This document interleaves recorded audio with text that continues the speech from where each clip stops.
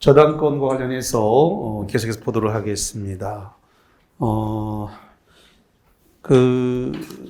앞에 유치권 교재를 잠깐만 봐드릴게요. 유치권과 관련해가지고 몇 군데 이렇게 짚어드리도록 하겠습니다.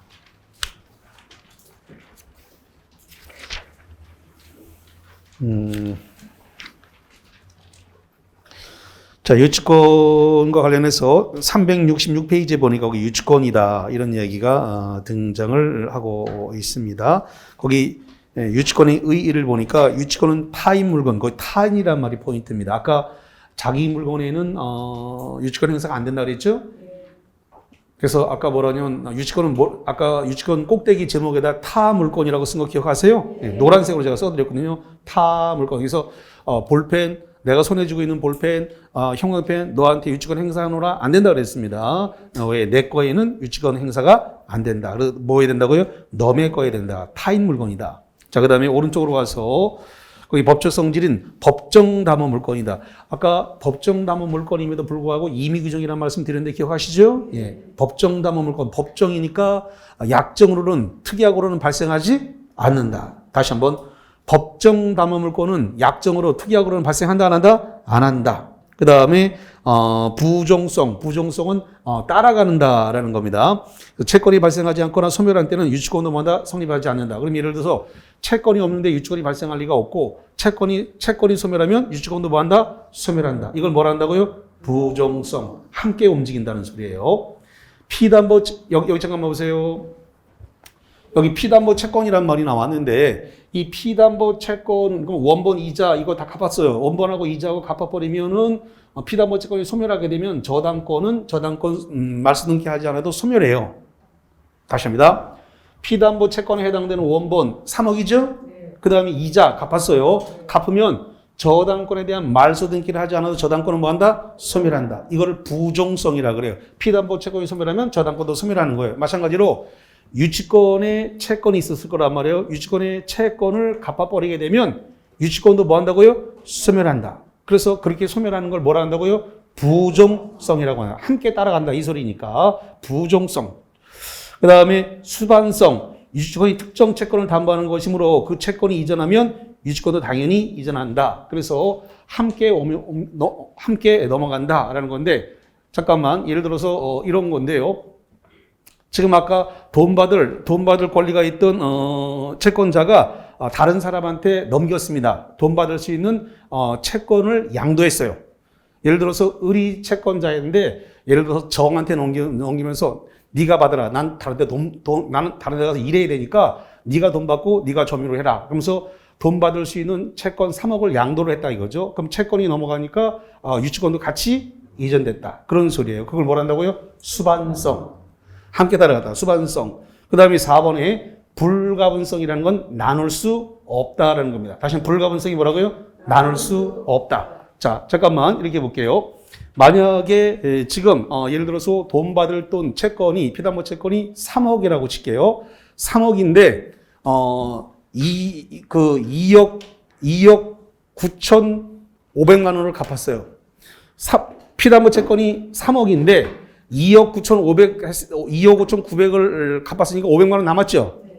500만 원이 남았다 하더라도 유치권을 계속 행사할 수 있다 없다? 있다. 500만 원 때문에 그 목적물 전체를 다 유치권 행사할 수 있고 저당권도 똑같습니다. 저당권 3억 빌렸고 2억 9,500 갚고 500만 원 남았어요. 500만 원 남았어도 저당권 말소시킬 수 있다 없다? 없다.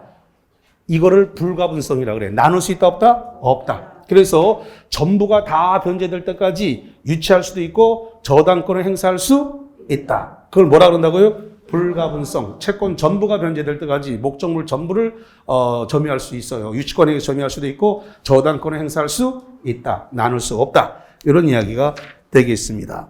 자, 넘겨서 368페이지에 거기 유치 목적물의 대상이 될 수 있는 거 그랬더니 거기 동산 꼭대기 1번입니다. 동산 동그라미 부동산 동그라미 유가증권. 아까 칠판에 판서해 드렸죠? 유치권의 목적물이 대상이 될 수 있는 거 아까 부동산 동산 유가증권이라고 칠판에 판서 했어요. 그거에 속하고 그다음에 그 2번 동그라미 타인 물건이어야 된다. 이것도 아까 했죠? 예. 내 건 안 된다. 타인 물건이어야 된다라는 설명 들었고 그다음에 결련성이란 말씀은 아까 들었습니다. 결련이란 말은 연관관계라는 것입니다. 그래서 채권이 목적물 자체로부터 발생한다. 거기 기억본에 나와 있네요. 형용해 주세요. 채권이 목적물 뭐라고요? 자체. 채권이 목적물 자체로부터 발생을 해야 된다라는 이야기입니다. 자, 그다음에 거기 밑에 판례가 있는데 그 판례에 보니까 유익비 상환 청구권 인정한다고 돼 있죠? 거기 유익비 상환 청구권 두 줄 내려가서 효력이 뭐 한다고 돼 있어요? 미친다. 아까 뭐라 그러냐면 이렇게 표현했습니다. 유치권자에게 인정되는 거 5개라고 해서 외우라고 했는데 어떻게 했어요? 경유비 간과. 핵심을 놓치면 안 돼요. 다시 한번 유치권자에게 인정되는 거 5개 뭐라고요? 경유비 간과. 그래서 경유비가 지금 유지비가 적게 들지만 환경유발 부담금이 나온다는 걸 간과했더라. 그래서 아까 경유비 간과 그 중에서 B가 뭐예요?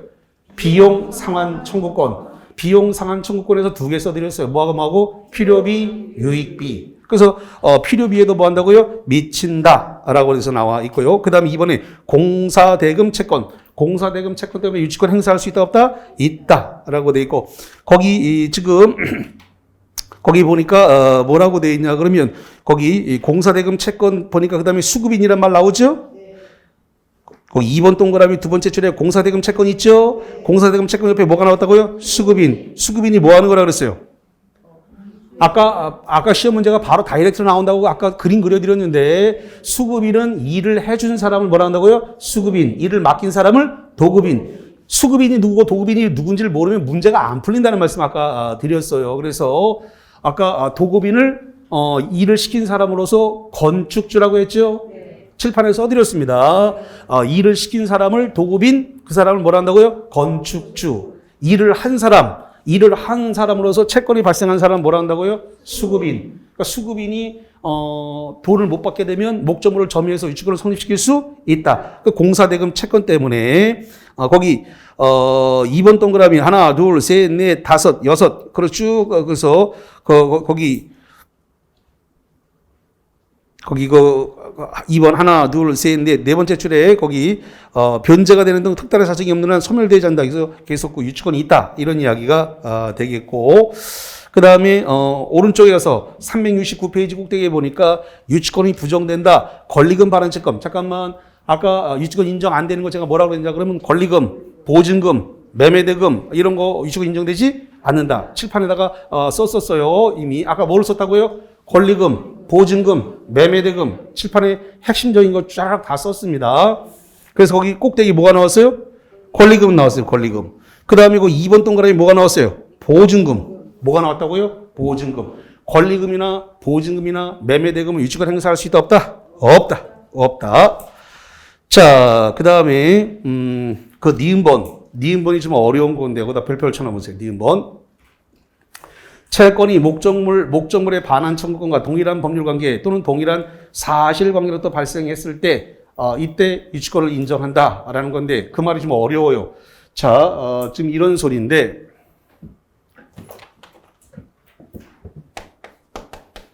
자, 갑과 을이 이 매매계약을 했습니다. 매매계약을 했고 이 매매계약에 따라서 이렇게 소유권 이전 등기를 했습니다. 소유권 이전 등기를 했고 그 다음에 매수인 여기에 따라서 대금을 지급했습니다. 그런데 지금 한 달이 지난지 두 달이 지난지 세 달이 지난지 모르겠습니다만 어느 정도 일정 시간이 지나고 난 다음에 이 매매 계약을 취소하겠다 또는 해지하겠다 이랬다는 겁니다. 그러면 취소하거나 해제를 했을 때 자, 공부가 좀 어느 정도 되는지 모르겠는데 취소를 하게 되면은 소급표가 발생하는데 소급표 다음에 2번이 뭐든가요? 소급표 다음에 뭐가 발생한다? 취소하게 되면 소급 무효가 되는데 취소하게 되면 소급 무효 다음에 뭐가 생길까요? 부당이득 반환 문제가 생겨요. 뭐가 생긴다고요? 부당이득 반환. 들어보셨죠? 네, 부당이득 반환. 그럼 부당이득 반환은 서로 받은 것을 각자 돌려주는 거예요. 그럼 매도인은 대금 돌려줘야 되고 매수인은 등기를 돌려줘야 돼. 이게 뭐라고요? 부당이득 반환. 자, 그러면 해제하면 1번은 똑같아. 1번이 뭐냐면 소금 무효가 돼요. 해제하면 뭐가 되고요? 소금 무효. 근데 2번이 달라요. 2번이 뭐가 될까요? 2번은 부당이득, 원상회복이라고 그래요. 뭐라고요? 원상회복. 여기는 뭐라 그랬어요? 부당이득 반환. 여기는 원상회복. 그러면 원상회복해야 되니까 등기 돌려주고 대금 돌려줘야 돼요. 이게 부당이득 반환 원상회복이에요.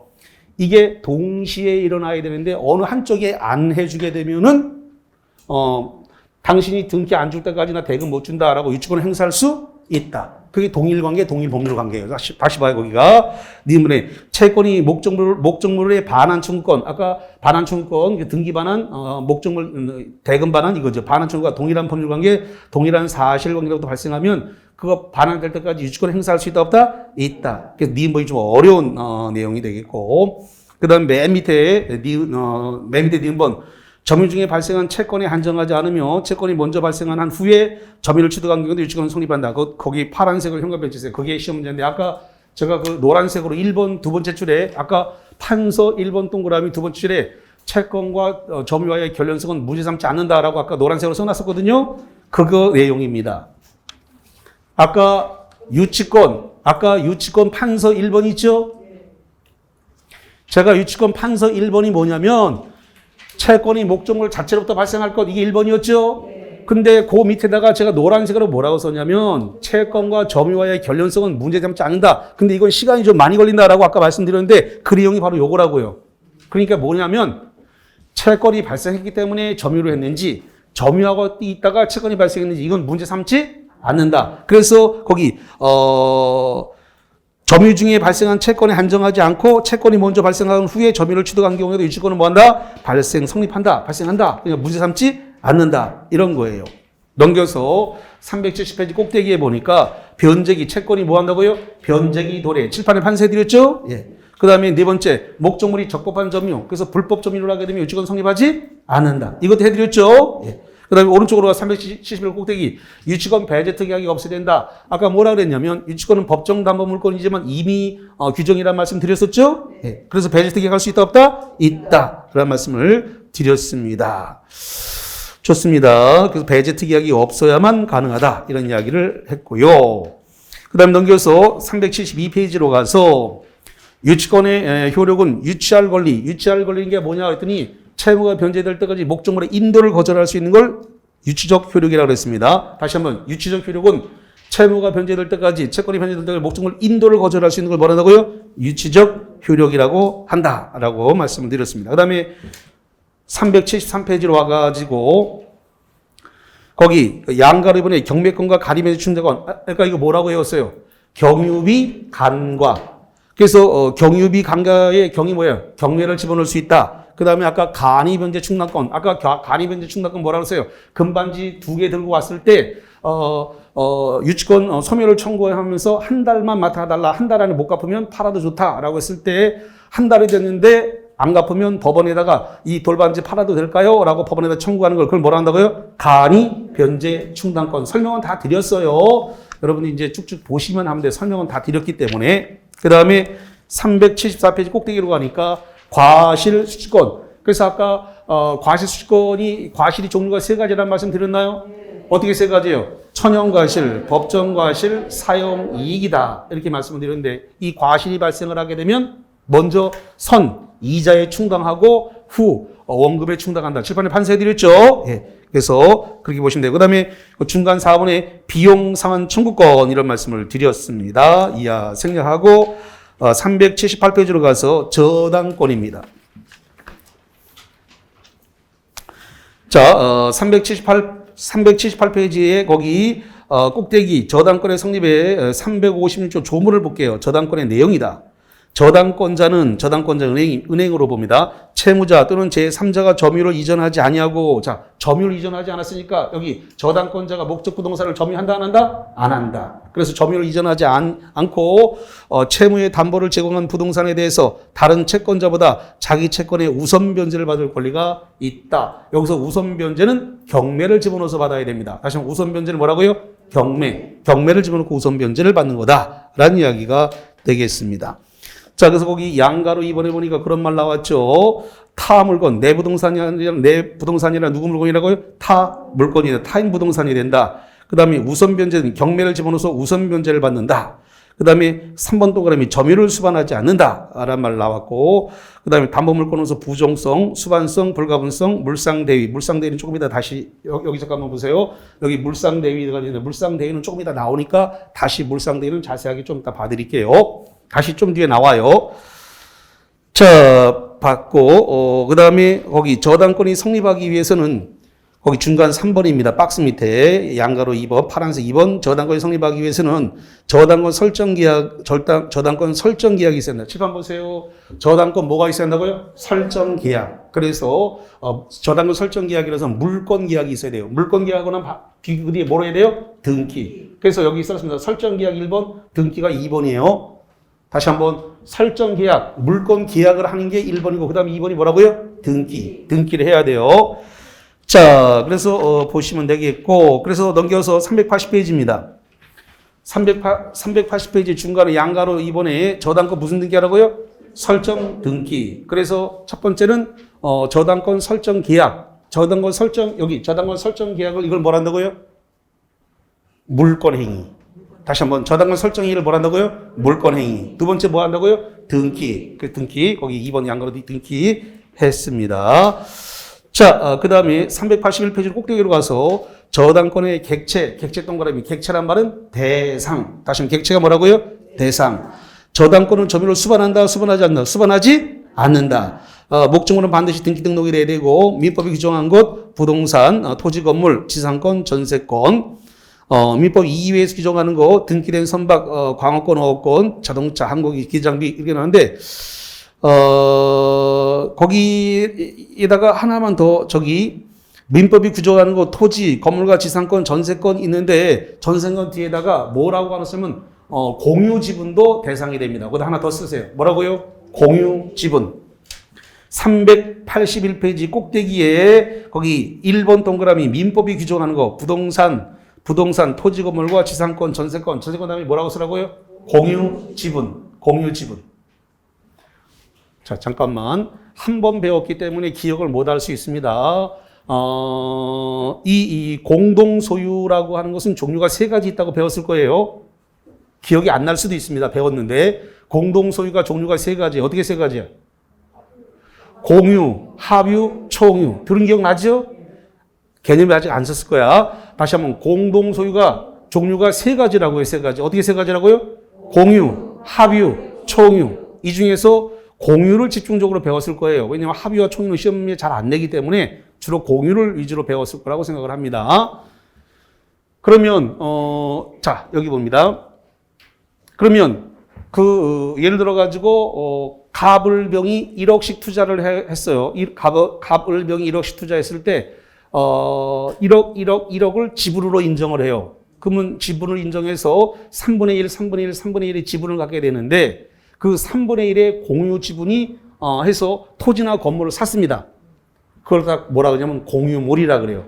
다시 한번 갑을병 3인이 1억씩 투자를 해가지고 그걸 지분으로 인정을 하고 등기를 했다. 그럼 3분의 1씩 1억이니까 3억에 대해서 3분의 1씩 지분을 인정했습니다. 그걸 갖다가 공유 지분이라 그래요. 3분의 1을 뭐라 한다고요? 공유 지분. 그렇게 해서 투자를 했어요. 토지나 건물에 투자를 했습니다. 이걸 공유물이라고 하는 거예요. 그러면 3분의 1의 지분에 대해서 자, 그러면 제가 3분의 1 지분권자로 해볼게요. 그럼 제 3분의 1 지분에다가 제가 이거 저당권 설정할 수 있다 없다? 방금 전에 썼잖아요. 공유 지분 된다고. 교재가 안 써놨으니까 추가해서 썼잖아요. 내가 지금 거기다가. 그러니까 공유 지분에도 저당권을 설정할 수 있다 없다? 있다. 그러니까 제 3분의 1이라는 지분에다가 저당권을 설정하는데 다른 공유자의 동의를 받지 않고 제 지분에다가 저당권 설정해서 제가 돈 빌릴 수 있다 없다? 있다. 은행에다가 제 공유 지분 3분의 1을 담보 잡히고 돈을 빌릴 수 있다. 뭘 설정하고? 저당권을 설정하고 공유 지분 3분의 1에 대해서 물론 2분의 1도 될 수 있고 5분의 1도 될 수 있습니다만은 그 지분에 대해서 은행에다가 저당을 잡히고 공유 지분을 저당 잡히고 돈 빌릴 수 있다. 그래서 거기 전세권 다음에다 뭐라고 쓴다고요? 공유 지분. 공유 지분도 무슨 대상이 된다? 저당권의 객체. 객체가 뭐다? 대상이 될 수 있다. 좋습니다. 그 다음에 그 밑에 4번.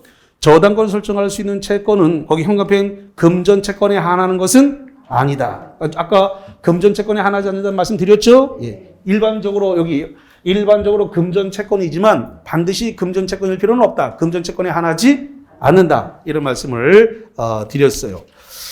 자, 넘어가 봅니다. 그 다음에 382페이지로 왔어요. 382페이지로 와서 저당권의 효력이 미치는 범위다. 이런 말이 나왔습니다. 그래서 거기 360조, 거기 조문에다가 별표를 칩니다.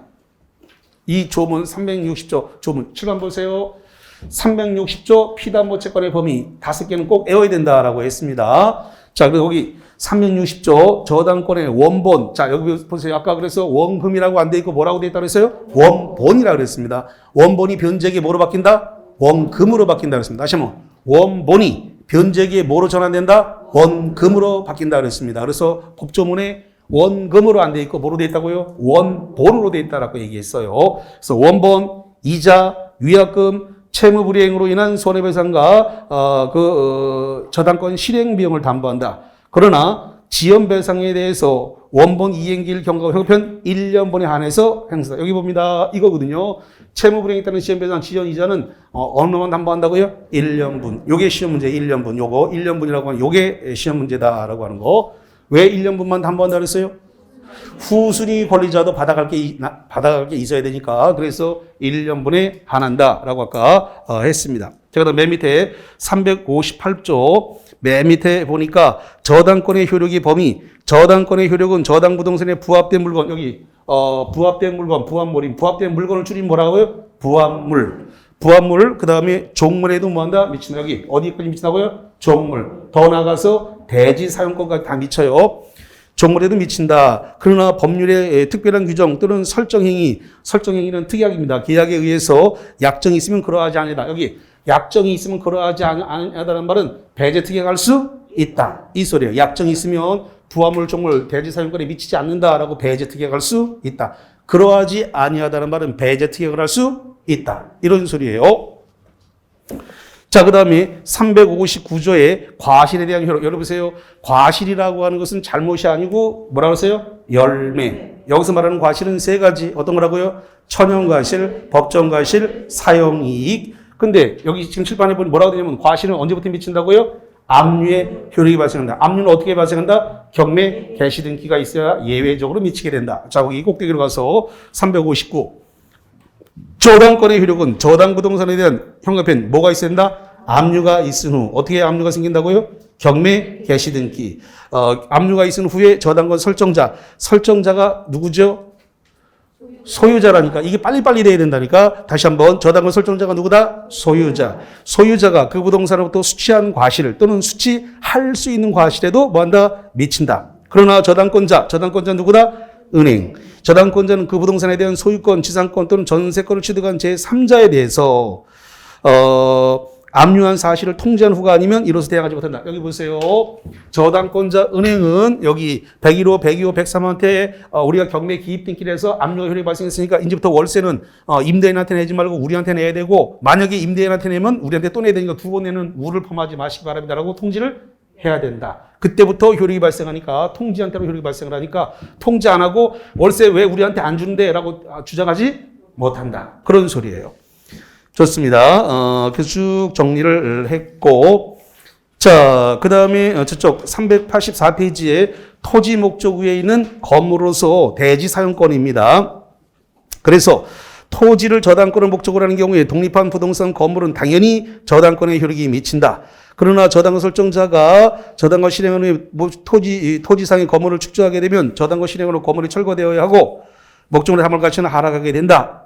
뭐 이런 얘기가 나와 있습니다. 그래서 뭐 쭉 해서 그거 나와 있으니까 보시면 되겠고,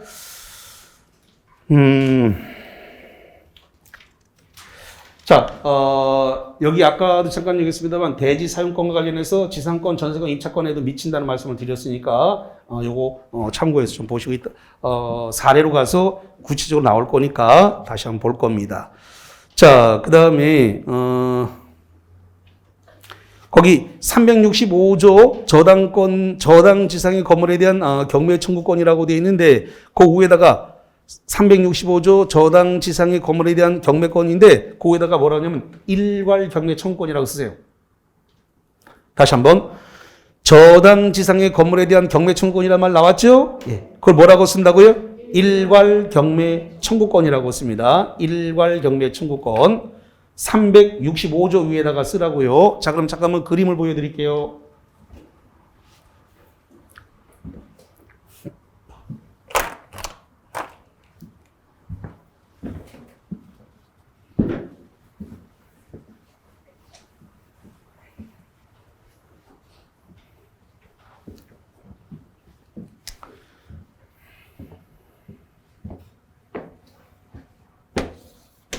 자, 토지 소유자, 토지 소유자가 자, 토지 소유자 갑이 있는데 돈이 필요해서 이 토지를 저당 잡히고 저당권을 설정했습니다. 은행한테 저당권을 잡혔습니다. 자, 여기서 중요한 건 저당권 설정할 당시에 토지 위에 건물이 있어요, 없어요? 이게 중요한 거예요. 이걸 놓치면 안 됩니다. 핵심적 사항은 저당권 설정 당시에 저당권 지상에 건물이 있다 없다? 없다. 이게 중요한 거예요. 이게 가장 중심 핵심적 단어. 이걸 놓치게 되면 시험 문제 안 풀려요. 저당권 설정 당시에 토지 위에 건물이 없었다. 그 다음에 그래서 저당권 설정에서 3억을 빌렸다 칩시다. 그리고 저당권 설정 이후에 토지 소유자가 여기다 건물을 이렇게 축조했습니다. 이 건물 누구 거죠? 갑의 거죠. 갑이 건물을 축조했으니까 갑의 건물입니다. 그러면 토지와 건물이 같은 사람 건가요? 네. 그런데 건물이 저당권 설정 뭐라고요? 이후에 축조가 됐어요. 이후에. 저당권 설정 이후에 이렇게 됐을 때 변제기의 이 변제기가 됐는데 변제를 못했어. 변제기의 변제를 못했다는 말이죠. 이렇게 되게 되면 은행은 토지와 건물을 한꺼번에 경매를 집어넣을 수 있습니다. 다시 한번 저당권자인 을은 이 토지와 건물 이 두 개를 한꺼번에 경매를 집어넣을 수 있는데 이거를 일괄 경매 청구권이라고 그래요. 뭐라고 한다고요? 일괄 경매 청구권입니다. 이거를 일괄 경매 청구권이라고 부른다. 자, 이렇게 되어졌을 때 지금 건물에는 저당권이 걸렸나요? 안 걸렸나요? 안 걸렸죠. 지금 토지에만 걸려 있잖아요. 저당권이 어디만 걸려 있다고요?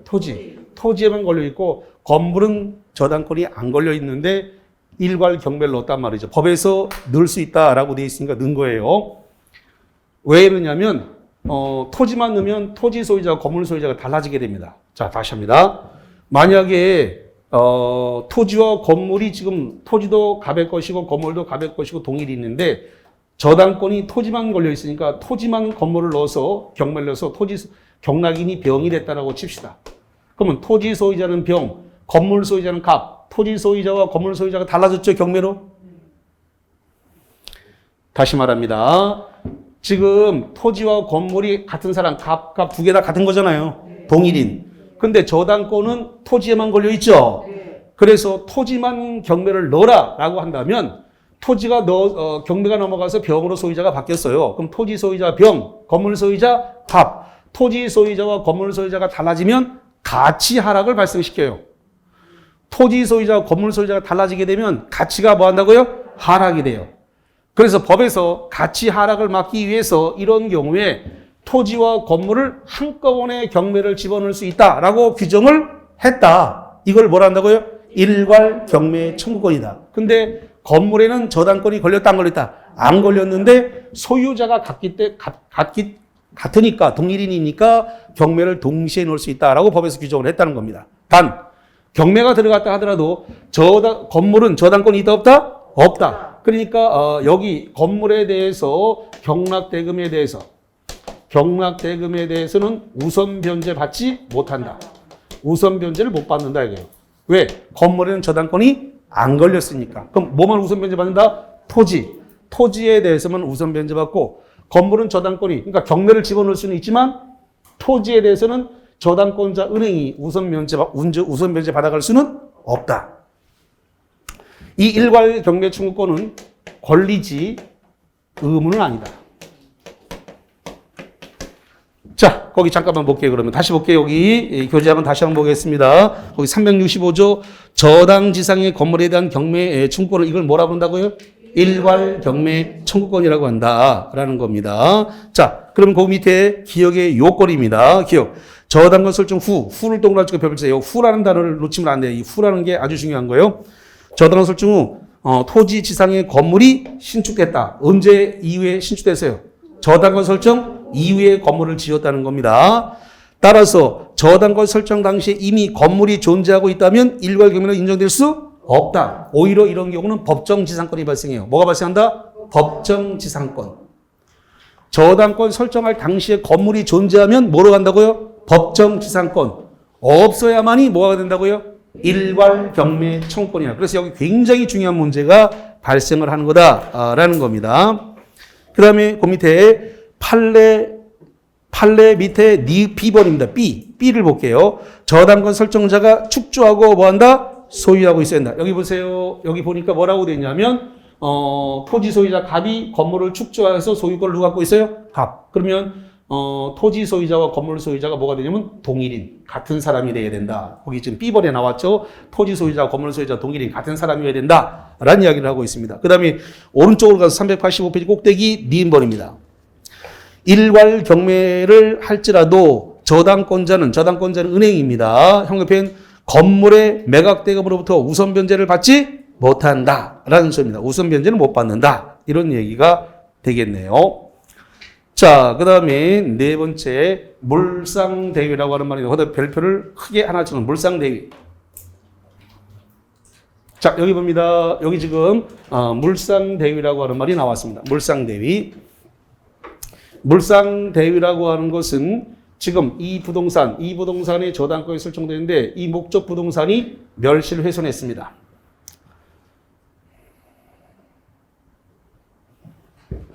자, 저당 목적물, 저당물이 멸실 훼손했어요. 저당물이 멸실 훼손했다. 자, 예를 들어서 한번 해볼게요. 자, 이 부동산에 저당권 등기가 되어 있다라고 가정했는데 이 부동산이 화재가 나서 홀랑 다 타버렸다. 자, 화재가 나서 전소 다 타버렸다. 또는 태풍, 지진 등으로 인해 가지고 건물이 무너졌습니다. 이걸 멸실이라 그래요. 그럼 이걸 천재지변입니다. 천재지변 등으로 인해 가지고 멸실이 되어졌어요. 이렇게. 자, 그러면 만약에 이 건물이 지금 한옥이라고 해볼게요. 한옥이다. 한옥은 화재 위험성 때문에 한옥은 무조건 화재보험이 들도록 되어 있습니다. 의무사항입니다. 다시 한번 한옥은 뭐가 들어야 된다고요? 화재보험을 들어야 돼요. 화재보험. 그러면 저당권 설정 등기가 되는데 한옥이 불이 나서 혼란 다 타버렸어요. 그러면 화재가 나서 한옥이 타버리다 보니까 소유권도 소멸하게 됩니다. 한옥이 타버렸으니까 모두 소멸했다고요? 소유권. 한옥에 대한 소유권이 소유권이 소멸합니다. 소유권이 소멸하면서 저당권도 같이 소멸합니다. 다시 소유권, 한옥의 소유권을 죽으니까 소유권이 걸려있던 저당권도 뭐 한다고요? 같이 소멸해요. 그런데 한옥이 화재보험을 들어놨기 때문에 화재보험금이 나오게 됩니다. 다시 한번 이 목적물이 소멸하면서 화재보험 들어오는 게 있으니까 화재보험금이 나와요. 화재보험금. 그랬을 때 이 저당권이 보험금 위로 올라붙을 수 있어요. 이걸 압류해버리면 됩니다. 뭐 한다고요? 압류를 하게 되면 그러면 이 저당권의 효력이 여기까지 보험금에까지 미치게 되는데 이걸 뭐라 그러냐면 물상대위라 그래요. 그래서 저당 목적물이 멸실을 훼손하면서 가치 변형물을 남겼습니다. 뭘 남겼다고요? 가치 변형물. 가치 변형물은 이게 여러 가지가 있을 수도 있는데 예를 들어서 보험금이 될 수도 있고 그 다음에 수용 보상금입니다. 수용 보상금이 될 수도 있는데 이런 것들을 갖다가 우리가 압류해 버리면 됩니다. 저당권자가 뭘 한다고요? 압류. 저당권자가 압류를 하게 되면 저당권의 효력이 이 보험금이나 수용보상금 위로 올라붙게 되는데 이거를 뭐라 부른다고요? 물상대위라고 한다. 물상대위. 자, 볼게요. 물상대위 뜻. 자, 4번 동그라 물상대위. 민법은 질권에서 물상대위에 관한 규정을 두고 저당권은 준용하고 있다. 따라서 저당권의 목적물이 현금 펜치입니다. 멸실외선 공용징수. 공용징수는 공용수용을 말하는 거예요. 다시 공용징수가 뭐라고요? 공용수용. 그 목적물에 가름하는 금전 기타 물건으로 변한 경우에 저당권이 목적물의 가치 변형물 위로 가치 변형물 박스 여기서 나왔습니다. 가치 변형물이란 말 나왔습니다. 가치 변형물. 가치 변형물 위에 존속하게 된다. 목적물에 가름하는 대표물로서 저당권자가 취급할 수 있는 것, 쫓아가서 돈 받을 수 있는 것은 보험금, 손해보상금, 수용보상금이 있다라는 이야기가 되겠고 이런 거 받으려면 뭘 해야 된다? 압류해야 돼요. 압류. 넘겨보세요.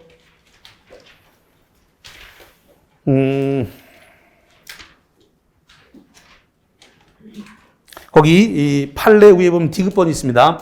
판례 위에 디귿번에 물상대위를 행사하기 위해서는 보증금 등의 지급 또는 인도 전에 형합치입니다.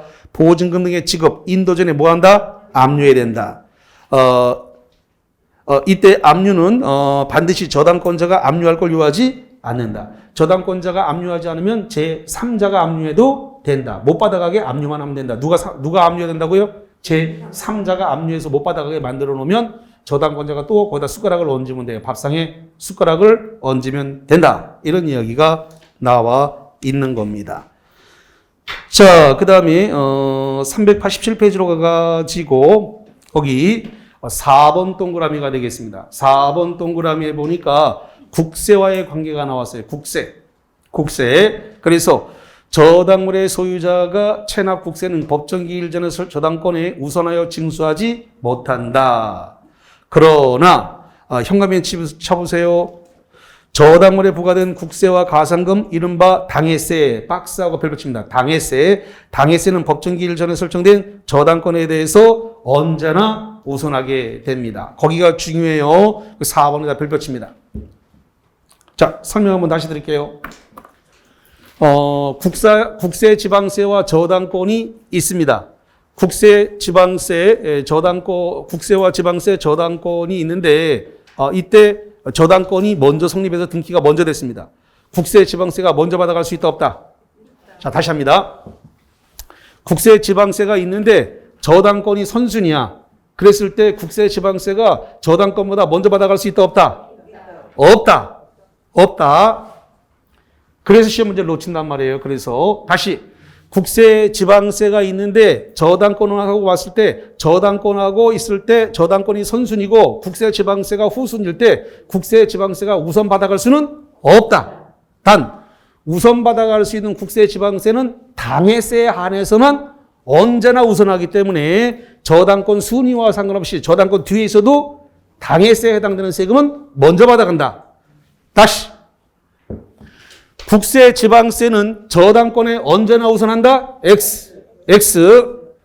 만약에 국세 지방세가 저당권보다 후순이면 먼저 받아갈 수 없다. 하하이. 큰일이네.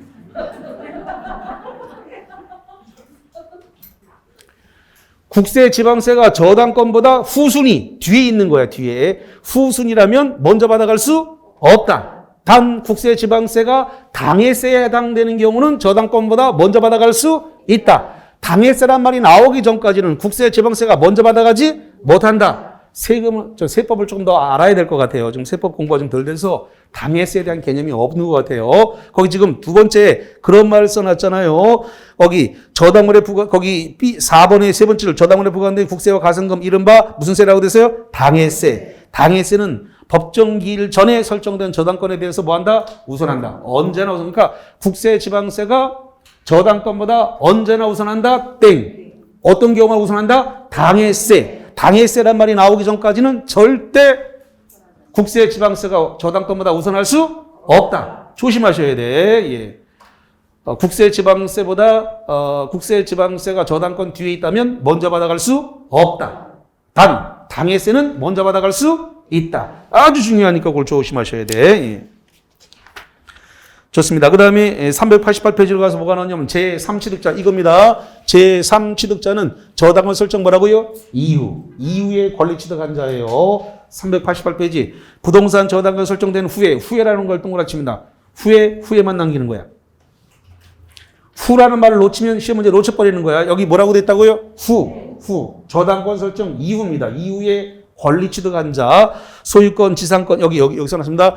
소유권, 지상권, 전세권, 임차권 이런 겁니다. 소유권, 지상권, 전세권 등 취득한 자를 뭐라 한다고요? 제3취득자다. 그래서 거기 양거립은 제3취득자가 될 수 있는 거 경매인이 될 수 있다. 여기 제3취득자가 뭐가 될 수 있다고요? 경매인. 그래서 경락받을 수 있다. 경매인이 될 수 있다. 그 다음에 그 밑에 2번 단원 제3취득자의 변제. 여기 보세요. 제3취득자의 변제를 대위 변제라 부른다. 뭐라 한다고요? 대위 변제. 제3취득자가 저 채무자를 대신해서 돈 대신 갚았다. 뭐라 한다고요? 대위 변제라고 부른다. 라는 겁니다. 대위 변제. 자, 그 다음에 389페이지 꼭대기 라서 3번 동그라미 제3취득자의 비용 상환 청구권 이겁니다. 제3취득자의 뭐라고요? 비용 상환 청구권. 누구한테 한다? 법원에다. 필요비, 유익비 달라고 법원에다가 하는데 우선 변제 받을 수 있다 없다? 있다. 우선 변제 받을 수 있다. 그 다음 저당권 침해에 대한 구제로서 여기 보세요. 저당권 침해에 대한 뭐라고요? 구제. 저당권 침해에 대한 구제. 잠깐만 책을 가지고 쭉 정리하기 어려워요. 그냥 이거 판서만 쭈루룩 봐갖고 대략 10번만 보면 시험 문제 맞추는데 지장 없어요. 그 책 가지고 정리해갖고 머릿속에 다 넣어가지고 어려워요. 그러니까 핵심을 쭈루룩 다 써놨기 때문에 꽁으로 먹으려고 하지 말고 노트 정리를 해서 그거를 짬짬이 보세요. 이것만 정리를 해도 시험 문제 푸는데 별 지장이 없습니다. 핵심 문제가 다 써놨기 때문에 지금 쭈루룩 보니까 다 나와 있잖아요. 써놓은 게 칠판에 써놓은 게 핵심이라는 게 지금 정리하면서 확 느낌이 왔을 거야. 아, 이게 핵심이구나 라는 걸 알았어요. 그러니까 꽁으로 먹으려고 눈으로만 쳐다보지 말고 집에 가서 꼭 털어놓고 판서하시기 바랍니다. 예. 자, 그래서 제3취득자의 비용 청구 권리의 그래서 저당권 침해에 대한 구제로서 저기 써놨습니다. 물권적 청구권, 저당권 설정자가 담원 보충 청구권 이런 거 쭉쭉 했어요. 자, 넘겨보세요. 넘겨서 거기 손해배상 청구권이라는 말 나왔죠? 넘어가기 전에 거기 판례, 389페이지 판례 위에 보니까 물권 청구권 보이시죠? 1번 동그라미 판례 위에 1번 동그라미 뭐가 있다고요? 물권적 청구권. 여기 있네, 거기 있네. 저당권 침해하고 뭐가 있어요? 물권적 청구권 있네. 물권 청구권 종류가 3개라 그랬죠? 다 써놨네. 여기 어떻게 써요? 여기요. 반환 청구권, 방해 청구권, 방해 예방 청구권 중에서 뭐만 없다 그러세요?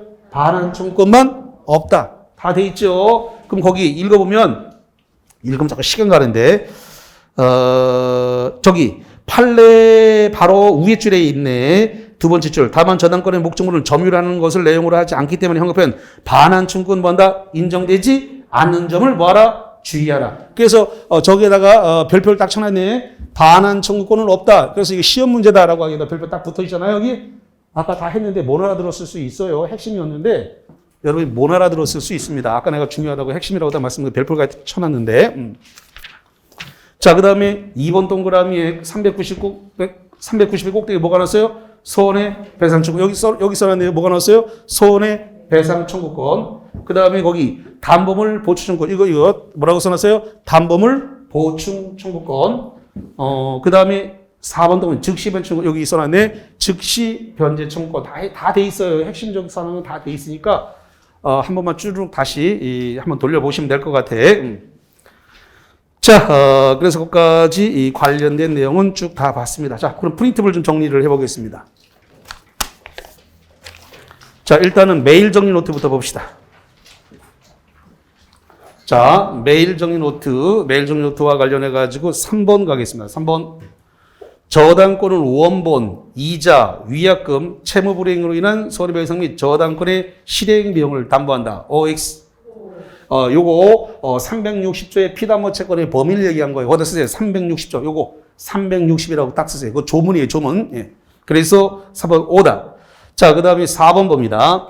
과실에는 저당권의 효력이 미치지 아니한다. 슬러시 자르면 여기까지. 맞아, 틀리다? 자, 여기 봐요. 여기 과실에는 저당권의 효력이 미치지 않는다. 왜? 예외잖아. 원칙적으로 어디만 미쳐요? 3개. 부하물과 종물 대지사용권에 미치니까 여기까지 미치니까 거기 다시 갑니다. 과실에는 저당권의 효력이 미치지 않는다. 그래서 맞다, 틀리다? 맞다. 그러나 예외적으로 저당권 실행에 착수해서 저당부동산에 압류한 후에는 미친다. 여기 보세요. 예외적으로 압류 효력이 발생했을 때는 과실에도 뭐 한다? 미친다. 뭐 했을 때요? 예외적으로. 뭐 했을 때? 압류.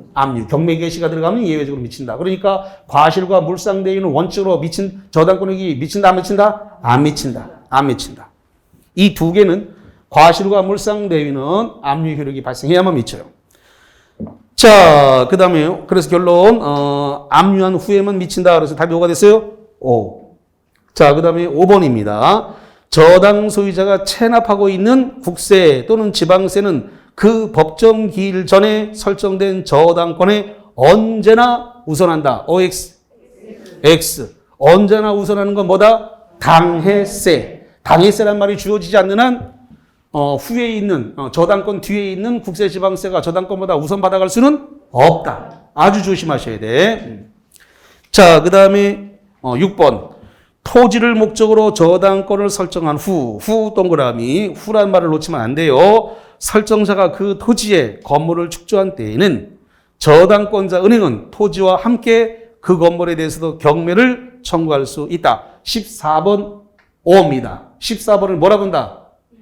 일괄 경매 청구권이라 부른다. 그래서 여기 써놨네요. 저당권 설정 이후, 저당권 설정 후에 건물을 축조했다. 토지 소유자가 저당권 설정 이후에 건물을 축조하게 되면 그러면 저당권자 은행은 토지와 건물을 한꺼번에 경매를 집어넣을 수 있다. 이걸 뭐라 한다고요? 일괄 경매 청구권이라고 그래요. 답이 뭐라고요?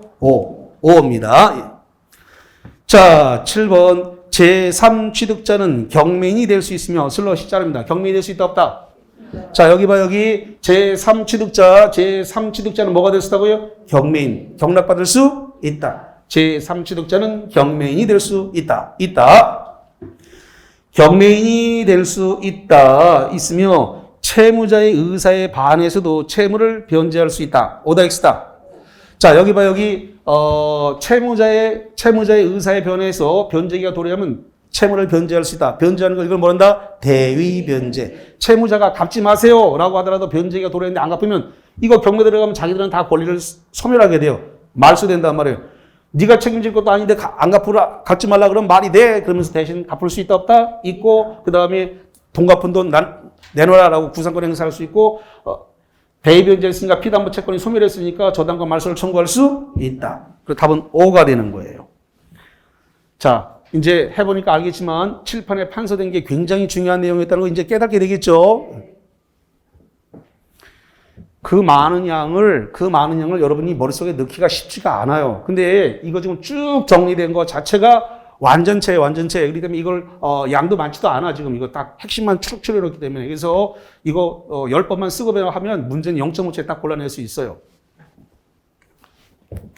자, 그 다음에, 8번 갑니다, 8번. 저당권에 침해가 있는 경우에 저당권자는 저당권에 의한 물권적 반환 청구를 행사할 수 있다. 오다 X다. 왜 X다? 거기 반환 청구란 말 나오는데 여기 저당권자에 대해서 반환 청구 행사할 수 없다. 없다고 돼 있잖아, 없다. 근데 반환 청구할 수 있다. 틀렸네. 반환 청구 안 된다. 자, 일단은 거기까지 한 상태에서 보충 자료 봅니다.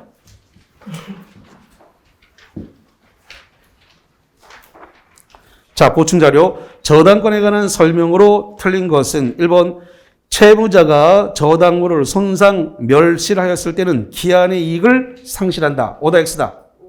자, 여기 봐요. 채무자가 담보물을 멸실해소하게 되면 뭐 한다고요? 기한 이익을 상실한다. 다 돼 있네요, 여기.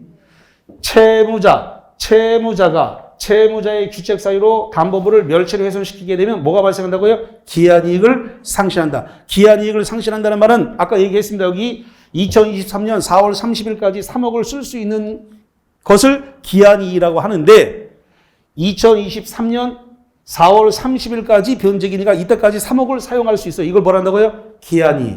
근데 채무자가 잘못해가지고 저 채무자는 돈 빌려간 갑을 얘기하는 거예요. 저거 갑이 잘못해가지고 담보를 부동산을 멸실해서 냈으니까 은행은 기한이익 상실유로서 즉시 돈 갚아라 라고 할 수 있다 없다? 있다. 그래서 2월 1일자로 멸실했으니까 돈 갚아라 라고 기한이익 상실했으니까 돈 갚아라.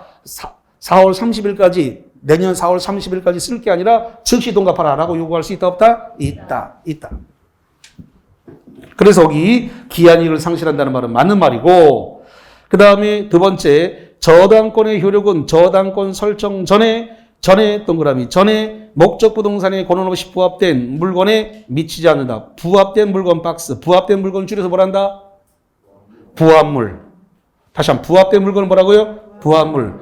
저당권 설정 전에 목적물에 부합된 물건에 미치지 않는다. 맞아들이다. 자, 여기 봐. 여기 부합물은 저당권 설정 전후 불문하고 미친다. 전에도 미친다. 후에도 미친다. 전후 불문하고 미친다. 아, 미쳐!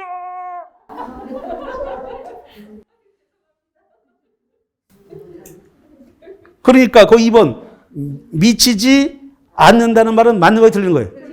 틀렸지. 그러니까 그게 답이야. 그래서 여기 그러니까 노트 돼 있는 거 그 책 많이 봐야 되는 게 아니라 핵심은 여기 다 있다니까. 핵심은 여기 다 돼 있어. 그러니까 여러분 지금 빨리 읽고 빨리 여기다가 매진하는 게 여러분의 도움이 되는 거야. 자. 그래서 저당권 설정 전후 불문하고 뭐 한다고요? 미친다. 근데 전에 거는 안 미친다는, 전에 것도 미친다. 전후 불문하고 미친다. 2번 들렸고, 그다음에 3번 공유 지분을 목적으로 저당권을 설정할 수 있다. 있다 없다? 아까 제가 지분 3분의 1 지분에다가 은행에다 돈 맡기고 돈 빌릴 수, 저당권 설정할 수 있다. 라고 아까 하고 교재에 그 부분이 빠져 있어서 내가 추가해 드렸잖아요. 교재에다가. 공유 지분 쓰셔라. 이렇게 하면서. 기억나죠? 예. 공유 지분에도 저당권의 효력은 뭐 한다? 미친다. 추가해 드렸어요. 그 부분. 자, 그 다음에 4번에 그러니까 3번 맞다는 소리고 4번 저당 부동산에 대해서 전세권을 취득한 자는 저당권자에게 부동산으로 담보된 채권을 변제하고 저당권의 소멸을 청구할 수 있다. 거기서 4번 전세권을 취득한 자 박스 칩니다. 전세권을 취득한 자를 뭐라 부른다? 자, 여기 봐. 여기 전세권을 취득한 자를 뭐라 부른다? 제3취득자. 제3, 7번 봐. 여기 아직 안 끝났어. 제3취득자가 대의변제하고 저당권 말소를 청구할 수 있다 없다? 있다. 그거의 시험 문제가 나온 게. 전세권자가 대의변제하고 저당권 말소를 청구할 수 있다. 다시 봐요. 다시 거기 4번 저당 부동산에 대해서 전세권을 취득한 자 제3취득자는 저당권자에게 부동산으로 담보된 채권을 변제한다. 이걸 뭐란다고요? 대의변제. 그리고 저당권 소멸을 청구할 수 있다. 여기서 나왔네. 여기 저당권 소멸 말소 청구할 수 있다. 이상 없고 5번 구분 건물의 전유 부분에 설정된 저당권. 잠깐만. 구분 건물의 저당권이라는 것은 만약에 그 푸르지오다 또는 자이다. 자이 아파트 1501호에 말을 잘못했네. 101동 1501호에 살고 있다. 그럼 1501호를 전유 부분이라 그래요. 다시 한번. 자이 아파트 101동 1501호를 뭐라 한다고요? 전유 부분. 그럼 저당권은 전유 부분에 걸리겠죠? 다시 한번. 저당권 등기는 어디에 걸린다고요? 101동 1501호에 저당권 등기가 들어온단 말이에요. 저당권 등기가. 그렇게 되면 저당권 등기가 있으면 그 아파트 밑에 깔고 앉아있는 대지 사용권에까지 뭐 한다? 미친다. 대지 사용권. 아파트에 깔고 있으면은 대지권을 갖고 있는데 대지권에까지 저당권의 효력은 뭐 한다고? 대지 사용권에까지 미친다. 자, 그럼 5번 다시 갑니다. 구분 건물 101호, 102호, 103호 예, 구분 건물입니다. 전유 부분에 설정된 저당권 전유 부분이니까 1501호 설정된 저당권 이건 전유 부분의 소유자가 나중에 대지 사용권을 취득한 경우에 그 대지 사용권에도 미치는 것이 원칙이다. 여기 뭐에도 미친다고요? 대지 사용권에까지 뭐 한다? 미친다. 미쳐. 자, 그다음에 03번. 저당권의 효력이 미치는 법에 관한 설명으로 옳지 않은 것은 1번. 저당권 설정 후, 중요한 건 후야. 이 한 단어가 승부를 가르는 거기 때문에 읽을 때 그냥 읽지 말고 키워드를 잡아내는 훈련을 하셔야 돼. 그래야 두 번 읽고 세 번 읽고 안 합니다. 한 번만 읽어도 답을 그냥 쓱 끌어올 수 있어. 그냥 읽어 버릇하지 말라라는 겁니다. 그래서 뭐가 키워드라고요? 후. 저당권 설정 후 건물을 중축하여 중축 부분이 기존 저당 목적물에 부합했다. 부합 박스. 부합한 경우에 저당권의 효력은 미친다. 오다 X다. 여기 봐 여기. 저당권 설정 뭐라고요? 후에도 부합물에 뭐한다? 미친다. 저당권 설정 이후에 부합물에도 뭐한다? 미친다. 그러니까 저당권 설정 이후에 중축을 해서 부합했다. 중요한 건 후 부합이에요. 후 부합해도 저당권 효력은 뭐한다? 미친다. 자, 그 다음에 두 번째 타인이 저당 목적물의 상용에 제공한 물건에 대해서 저당권의 효력이 미치지 않는다. 자, 지금 이 부동산이 지금 이 부동산은 갑의 것이고 이 부동산을 사용하기 위해서 예를 들어서 병이 여기다가 부합시킨 것이 있습니다. 그러면 이 갑의 부동산을 사용하기 위해서 병이 여기다가 부합시킨 거 있어. 그럼 부합시킨 이건 누구 거예요? 병 거지. 갑의 부동산을 사용하기 위해서 병이 부합시켰으니까 이 부합된 물건은 누구 거예요? 병 거예요. 그럼 저당권의 효력, 저당권의 지금 효력이, 이 저당권의 효력이 이 병이 부합시킨 여기에 미친다, 안 미친다? 안 미치지. 왜냐면 저당권은 갑의 거에 미쳐야 되는데 여기 거는 병 거잖아요. 타인 거니까 미치지 않는다지. 미치지 않는다. 자, 그래서 타인이 저당 목적물에 상용에 제공한 물건, 여기 중요한 건 타인입니다.